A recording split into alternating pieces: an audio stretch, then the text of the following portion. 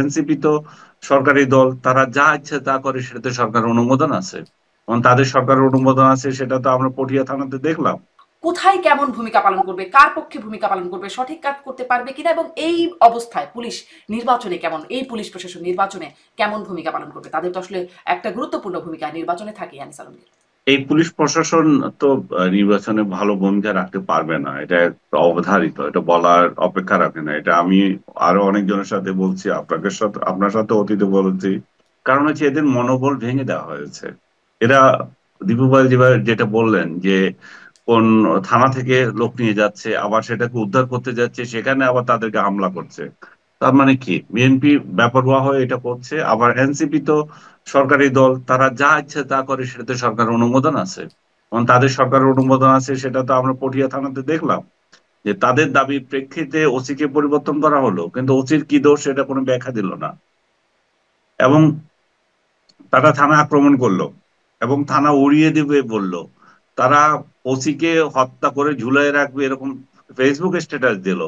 এগুলার কোনো প্রতিকার নাই। হুম। তো তাতে করে মনে হয় যেন এই দুইটি দল আহ পুলিশকে যা ইচ্ছা তা আহ করতে পারে, সেটা তারা প্রমাণ দিচ্ছে।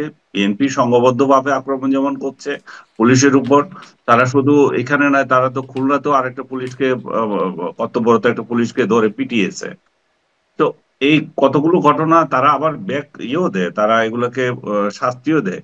কিন্তু তারপরেও তো বেপরোয়া হয়ে যাচ্ছে। কেন তারা এত বেপরোয়া হয়ে যাচ্ছে, সেটা সেটা আমি জানি না। তাদের এই বেপরোয়া আচরণ ক্ষমতা যাওয়ার আগেই যখন হয়, পরে গেলে এরা যে কি করবে।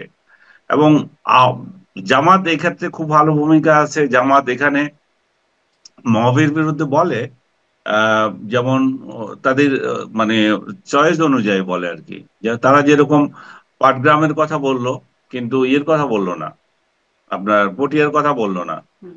এবং জামাত একটা সূক্ষ্মভাবে এমন ভাবে আগাচ্ছে যে যে মানে এই পরিস্থিতি যত ঘোলাটে হবে, তত তাদের লাভ। তারা বুঝাতে পারবে যে এক মুহূর্তে নির্বাচনের দরকার নাই। আর নির্বাচনে যখন দরকার না হয়, তখন এনসিপিরও লাভ এবং তাদেরও লাভ। কারণ তারা আহ বিনা ইয়েতে, বিএনপি যদি ক্ষমতায় যায়, তাহলে কেউ না কেউ তো ক্ষমতায় আছে। এখন যদি ডক্টর ইউনূস যদি কন্টিনিউশন থাকে আরো 2 বছর থাকলে, তাদের তো কিছু আসে যায় না। তারা দুই দলই তো এখন ক্ষমতায় আছে, ভাব নিয়ে আছে। জামাতও যেখানে পারছে, তাদের কথা প্রশাসন বলেন, থানা বলেন, সব জায়গায় তাদের কর্তৃত্ব আছে। তাদের কথা শুনতেছে। এই যে আপনি যে একটা রেফারেন্স দিলেন, বউ পরিচয় দিচ্ছে জামাত করে, তার মানে কি জামাত করলে এখন পিঠ বাঁচবে তার, সেই জন্য পরিচয় দিচ্ছে। তো এরকম এই অবস্থা এমন তৈরি হয়েছে যে জামাত, আমি আগেও বলেছি, জামাত এবং এনসিপি দুটো হচ্ছে ডক্টর ইউনূসের দুই পকেটে থাকা দুটো রাজনৈতিক দল। উনি এদেরকে ব্যবহার করছেন।